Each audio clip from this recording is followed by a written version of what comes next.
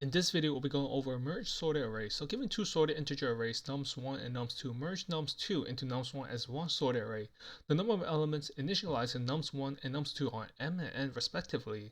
You may assume that nums1 has a size equal to n plus n, such that it has enough space to hold additional elements from nums2.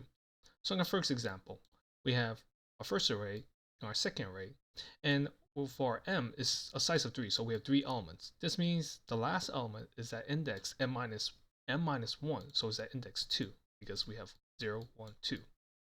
And our second array is 2, 5, 6 with a size of 3, and then the last element is located at m minus 1, which is at index 2 here.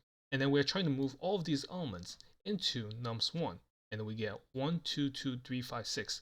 We can see that the numbers that are placed in here are also sorted in ascending order. Let's go over the thought process.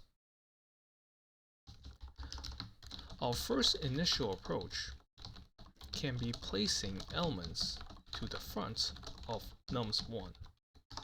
But if we perform this approach, we may be replacing or overriding the elements that are already inside nums1.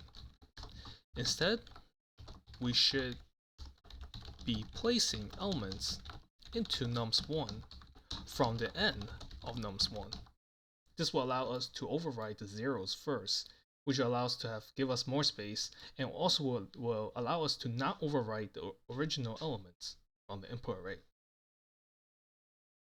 Now we can implement a 3-pointer approach. So one pointer I will be our current location inside nums1. It's going to initially be m minus 1 because we want to place the larger elements first to the end of nums1. So we can say we're starting from this number. And then we can have one pointer j will be our current location inside nums2. So it's initially m minus 1 because we want to start from the largest elements inside nums2. And then we're going to start moving the largest elements into nums1 before we move toward the smaller elements.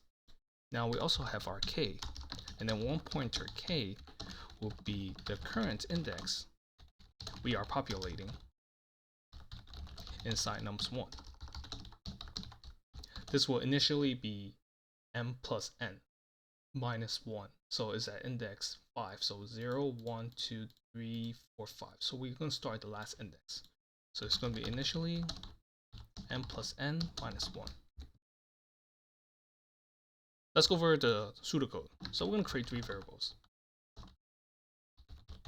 So I initially at m minus 1, the pointer inside nums1, and j initially n minus 1, our pointer inside nums2, and k, our current location or current index that we're populating. So initially m plus n minus 1. Now we're going to say while I or j are not out of bound, or basically greater than or equal to 0. This means we still have elements to populate. So if j is out of bound, or I is not out of bound, and nums I is greater than nums j, greater than or equal to nums j, this means we want to populate the elements at I at index k. So we're going to set nums k, nums1k, or nums1i and nums2j, and set nums1k to nums1i. Then we're going to decrement both I and k. Then else we want to place the elements at index j into nums1k. So we're going to set nums1k to nums2j.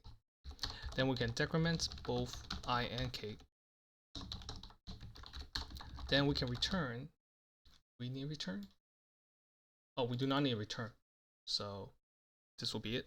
We do not need to return because we modify the input array in place. Now let's go over the time and space complexity. So time complexity is O of n plus n, where mn are the length of the two input array. So we visit each index once. Our space complexity is O of 1, because we just override the elements inside nums1. Now let's go over the pseudocode. So we're going to create 3 variables, or 3 pointers. First one is our pointer I, m-1, and pointer j is n-1.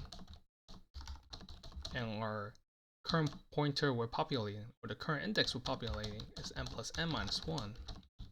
And then while both pointers are not out of bound, so I is greater than 0 and j is greater than or equal to 0. And then if j is less than 0, or if j is out of bound, or I is not out of bound, and nums1 I is greater than or equal to nums2 j, because we want to populate the elements that are greater first to the end of our nums1.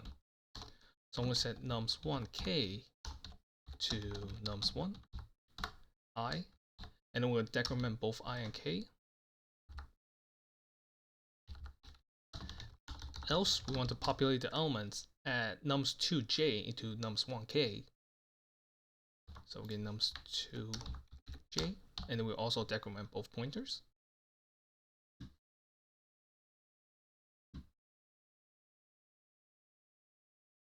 Let me know if any questions in the comment section below.